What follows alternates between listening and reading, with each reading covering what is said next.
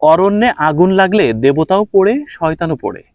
এই জালটি যেমন দেশীয় প্রজাতি মাছের জন্য বিপজ্জনক, ঠিক তেমনি দেখেন এর মধ্যে একটা দৃষ্টিনন্দন প্রজাপতি ছটফট করছে। প্রজাপতি হচ্ছে পৃথিবীর অলংকার। এই পৃথিবীতে যদি প্রজাপতি না থাকতো তাহলে বড্ড বিমর্ষ লাগতো।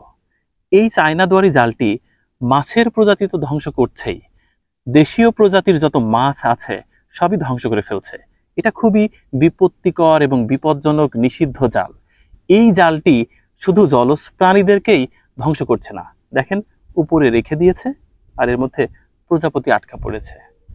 সত্যি একটা ক্ষতিকর জিনিস শুধুমাত্র একটা বিষয়েরই কিন্তু ক্ষতি করে না, সব বিষয়ের ক্ষতি করে। প্রকৃতিতে এই জালটি খুব কি দরকার ছিল? মোটেই দরকার ছিল না।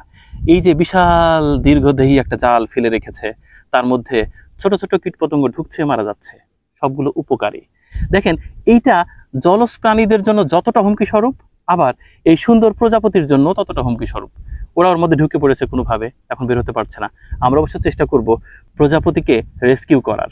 সত্যিকার অর্থে এই পৃথিবীতে যা কিছু ক্ষতিকর তা আপনার জন্য ক্ষতিকর, অন্যের জন্য ক্ষতিকর, সামগ্রিক মানবকুলের জন্যই ক্ষতিকর। তাই ক্ষতিকর এবং নিষিদ্ধ জিনিস থেকে সতর্ক হওয়ার এখনই সময়।